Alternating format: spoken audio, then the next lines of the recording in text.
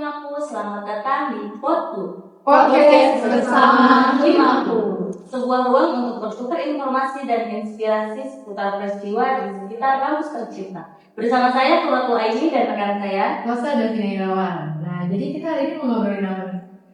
Dengar-dengar bulan Juli lalu rekan-rekan kita ada yang habis ikut kompetisi internasional Kak dan berhasil memenangkan 2 kategori. Tepuk tangan dulu untuk rekan-rekan kita. Kita udah tepuk tangan gini, sebenarnya kompetisi apa sih Kak? Nama kompetisinya International Business Plan Competition Kak. Berarti hari ini kita bakal ngobrol-ngobrol tentang kompetisi tersebut. Ya, di sini udah ada para kakak-kakak finalisnya nih. Jadi boleh kenalan untuk kakak yang dimulai dari kakak yang sebelah sini. Halo, aku Gita pertama sebagai koordinator dari tim 2. Halo, aku Kansa sebagai anggota dari tim 2. Halo, aku Dina Francisca sebagai koordinator tim 1. Halo, aku Alisa sebagai anggota dari tim 1. Halo, aku Ara sebagai anggota dari tim 1.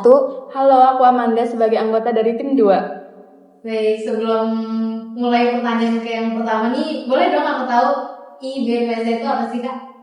Oke, jadi IBPC atau International Business Plan Competition itu adalah sebuah ajang kompetisi perencanaan bisnis bertaraf internasional yang memang diadakan oleh pihak ADAI, ya Kak.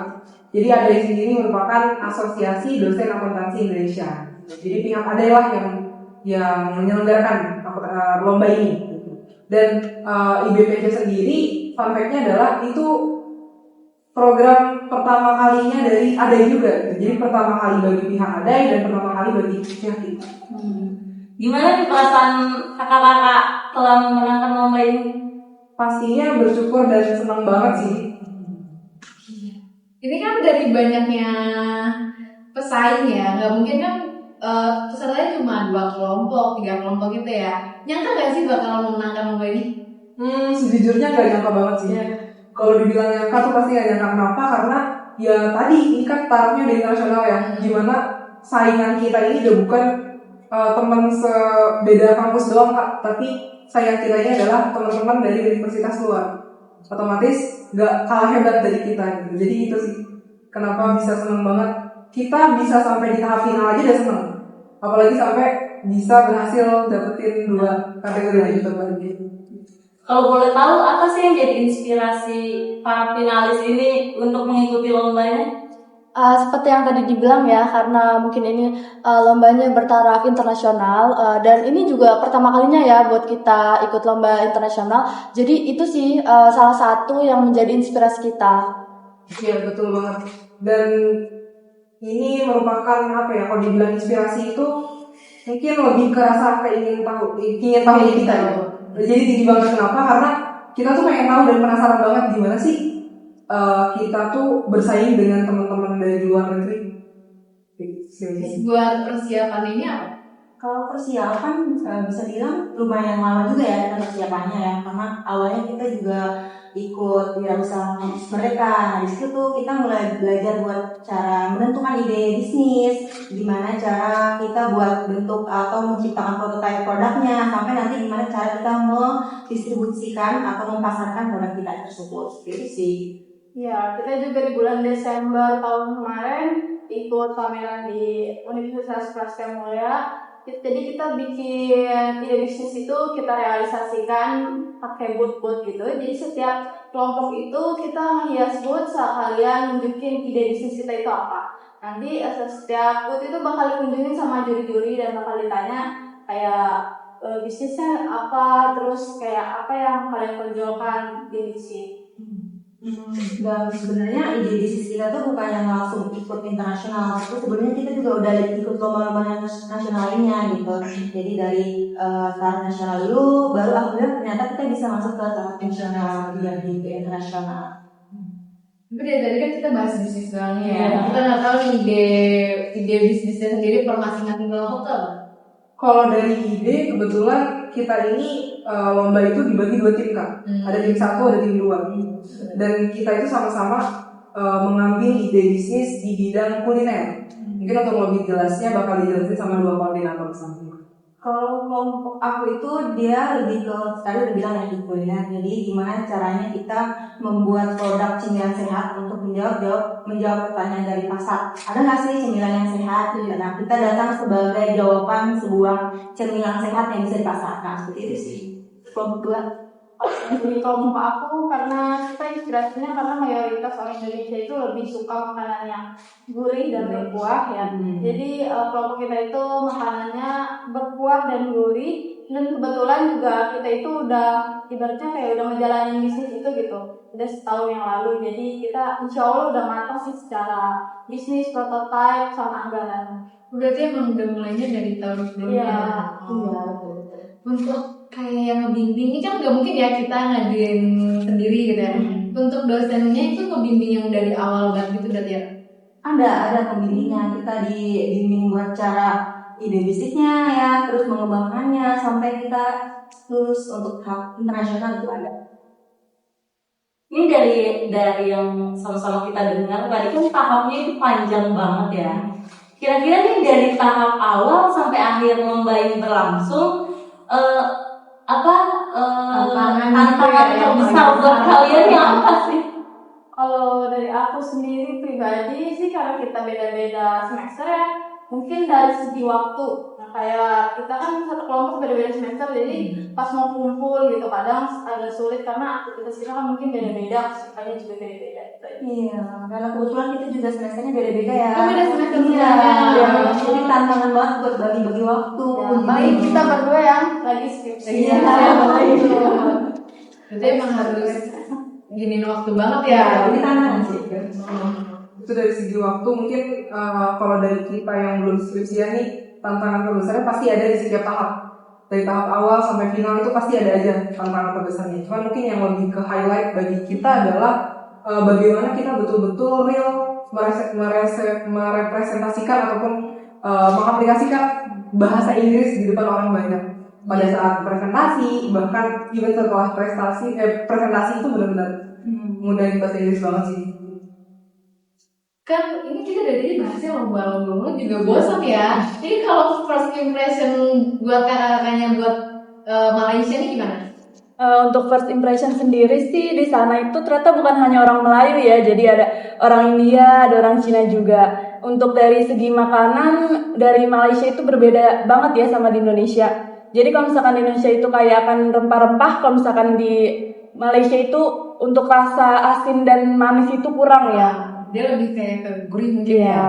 Ya, kalau gurih dapat, tapi bukan dari asin aja sih, manis juga kurang.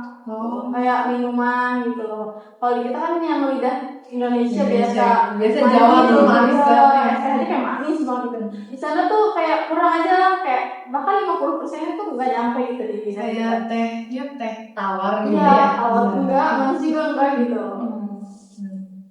Oke, ini kan lombanya dilaksanakan di Malaysia. Jadi nggak mungkin dong kalian nih jauh-jauh ke sana cuma buat lomba habis itu pulang gitu ya kan? Kira-kira di sana nih kalian ada nggak gitu waktu buat jalan-jalan atau kulineran bareng sama kelompoknya atau rombongan dari Indonesia? Kalau waktu untuk jalan-jalan sama kulineran sih pasti ada ya. Bahkan pas kita masih di Indonesia itu udah kita rencanain semua. Apalagi kan kita masih anak muda ya, untuk kulineran itu jadi nomor 1 buat kita. Terus di sana kita mengunjungi banyak tempat. Yang pertama tuh yang wajib dikunjungin tuh Menara Petronas. Katanya kalau misalnya kalian ke Malaysia tapi belum ke Petronas itu belum dibilang ke Malaysia. Itu tuh yang tempat pertama yang aku rekomendasiin tuh untuk tempat ya. Terus kita ke Batu Caves, kita ke Genting Skyland, terus kita ke Bukit Bintang, kita beli oleh-oleh di sana. Terus kita sempat juga ke toko coklat. Coklat di sana tuh enak-enak, nggak kalah enak. Coklat di sana tuh beda ya, kalau coklat Malaysia tuh beda. Iya, nggak kalah enak dari Indonesia. Kalau misalkan coklat di Malaysia tuh rasa coklatnya tuh lebih pekat gitu loh, ya lebih berasa gitu rasa coklatnya. Terus kalau kuliner kita selalu nyempetin waktu sih, bahkan tiap malam kita selalu keluar walaupun cuma beli es doang. Dan yang uniknya tuh di sana esnya tuh gede gitu loh size-nya. Kalau bisa ini es cekek di Indonesia. Iya, tapi kan kalau es cekek di Indonesia tuh kecil ya. Nah, ini tuh gede gitu. Jumbo, bahkan Nestle Jumbo di Indonesia tuh kalah gede gitu. Iya. Aku aja kaget kan di sana. Tapi buat manisnya tetap kurang. Kurang sih menurut aku.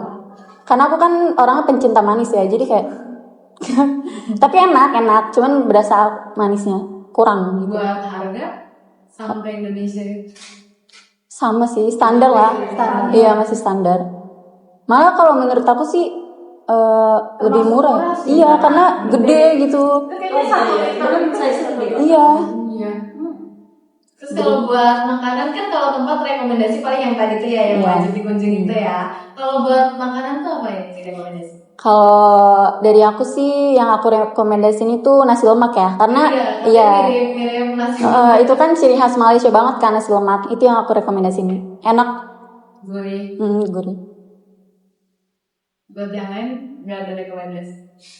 Cookie flat palingnya. Oh iya, kita sempat ke Cookie Plate. Cookie Plate itu kafe yang lagi viral di Malaysia. Itu tuh isinya tuh dessert yang lucu banget gitu. Enak di situ. Iya, itu wajib juga dikunjungin. Tempat anak muda biasa. Ini kan setelah mengikuti lomba ini nih di Malaysia, kira-kira kalau setelah ini ada lomba lagi, kalian nih mau ikut lagi atau enggak sih? Ikut lah ya. Ikut lah. Berarti seru ya. Seru banget. Nambah pengalaman juga. Soalnya kan Iya. soalnya banyak nih yang kayak nggak mau lah ikut lomba. Iya, karena takut gitu. Itu gimana sih buat ngadepin itu semua? Kalau aku awalnya juga takut sih, tapi pas di sana ternyata orang-orang itu kayak baik-baik, terus temennya asik-asik, jadi kita malah jadinya enjoy, jadi kebawa suasana, jadi ngikutin lomba itu ternyata nggak seserem yang kita pikirin gitu.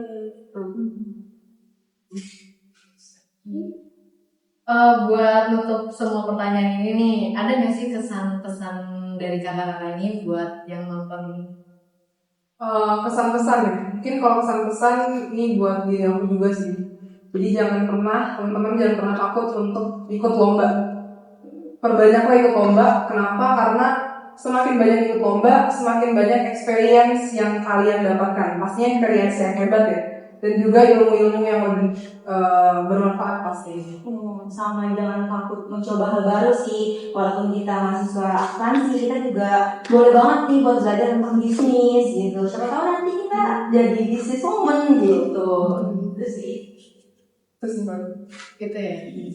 Ya sekali lagi terima kasih buat kakak kami dari sini yang udah kesempatan hadir di acara kita ya. Semoga kedepannya lebih sukses. Tepuk tangan dulu buat kakak. Kita akan ketemu lagi di episode selanjutnya. Jangan lupa subscribe, like, dan komen apa yang harus kita bahas selanjutnya. Tentunya tetap di Podcast bersama Himaku. Bye-bye. Oke teman-teman, terima kasih sudah menonton videonya.